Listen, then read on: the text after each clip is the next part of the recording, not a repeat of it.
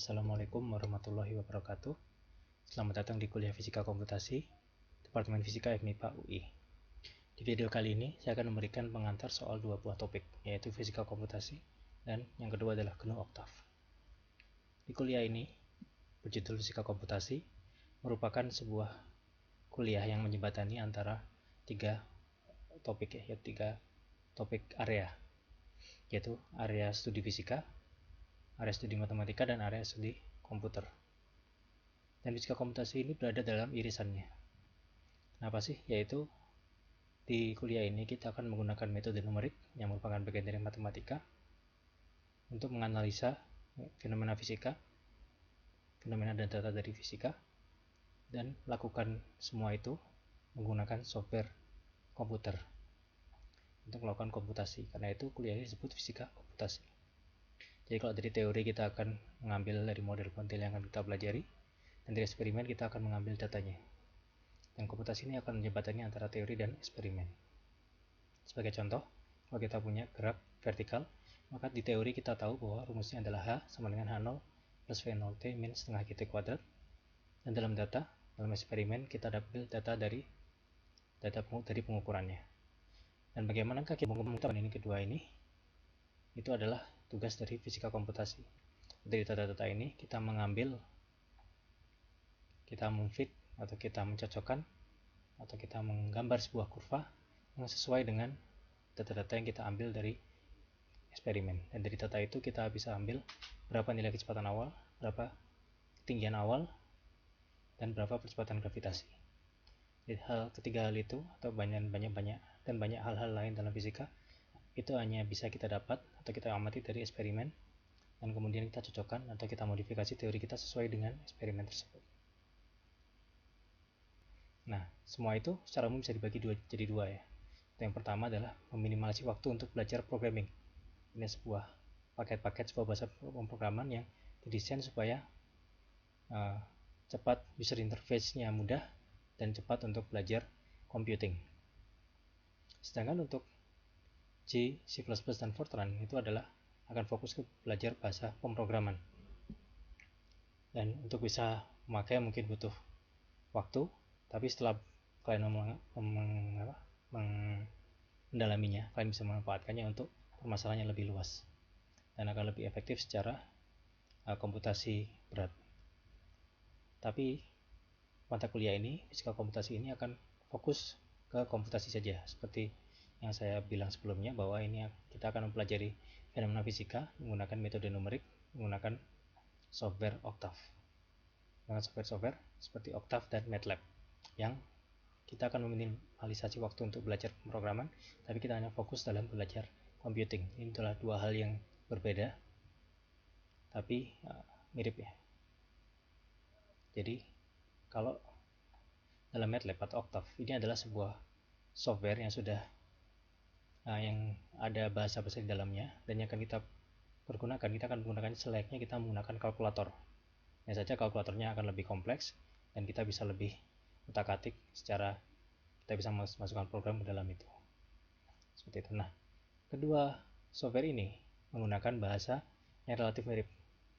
Contohnya adalah dengan file ekstensinya saja mirip, sama-sama menggunakan .m. Yang saja yang berbeda adalah kalau MATLAB itu adalah sebuah software yang berbayar, kalau Octave adalah sebuah software yang free, yang gratis.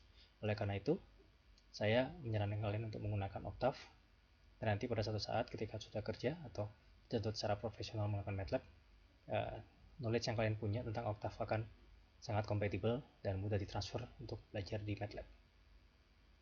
Nah, secara umum tampilan Octave adalah seperti ini. Jadi kalian bisa ngecek di tools window ini untuk melihat ada berbagai macam tools yang tersedia. Jadi ada 0 sampai 6 ini. Ada tools atau ini tools yang bisa kalian show dan hide. Ini adalah beberapa yang paling penting, 0 sampai 6 ini. Jadi yang penting adalah yang pertama adalah show command window ya. Command window adalah yang bagian yang ini. Di sini kalian bisa mengetikkan perintah selayaknya kalian mengetik dalam kalkulator. Misalnya di sini X 1 2 3 1 2 4. Di sini saya membuat matriks 1 2 3 1 2 4. Jadi kalau koma saya misalkan antara saya pindah baris, kalau titik koma saya pindah salah ya. Yang kalau koma saya pindah kolom, Kalau titik koma saya pindah baris. Dan 1, 0, semin 1 ini adalah sebuah vektor, yaitu vektor kolom. Ini atau matriks dengan jumlah kolom 1 dan jumlah baris 3. Seperti itu. Nah, perkalian ini otomatis kita tahu kalau dalam matematika perkalian matriks X dan Y adalah min 2 dan min 3. Nah, kalau dalam oktav kita cukup mengkalikan X kali Y. Kita dapat answer sama dengan min 2, min 3. Nah, di sini juga kalian amati bahwa kita menggunakan titik koma, dan ketika kita tidak menggunakan titik koma, maka akan muncul kita tidak menggunakan, ketika kita menggunakan titik koma, maka hasilnya tidak akan muncul. Tapi ketika kita tidak menggunakan titik koma, kita enter, maka hasilnya akan muncul. Oke, kemudian suku yang kedua, comment history. Nanti comment history ini kalian bisa melihat apa aja komen yang sudah kita input ya. Lihat di sini saya udah input X itu apa, Y itu apa, dan X kali Y itu apa. Kemudian ada file browser. Nah, dalam file browser ini kita bisa mengubah, kita bisa pindah-pindah folder selainnya kita menggunakan Windows Explorer. Dan yang berikutnya adalah workspace. Nah, di workspace ini akan sangat berguna ketika kalian sudah, tentunya kalian menginput X 1, 2, 3, 1, 2, 4 terus titik koma. Nah, awalnya ini akan kosong ya. Sebelah sini bisa kosong. Ketika kalian masukkan sesuatu, maka dia akan menyimpan nilai yang kalian tulis X, Y. Dan kalau di X kali Y aja tanpa kalian spesifik variabel pada depannya, maka dia akan menyimpan sebagai answer. Ans. Nih, karena itu dia menunjukkan ans sama dengan min 2 dan min 3. Seperti itu. Kemudian ada show editor. Di hasil dari operasi matriks tadi tersimpan di ans. Kemudian kita bisa juga melakukan tadi tanpa lewat itu, tapi kita melakukan dengan editor.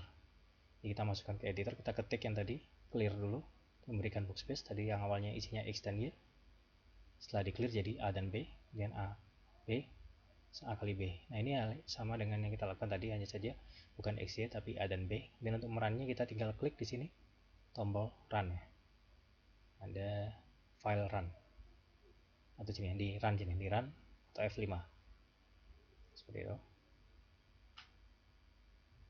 Kemudian itu untuk menunjukkan show editor, jadi diklik di sini.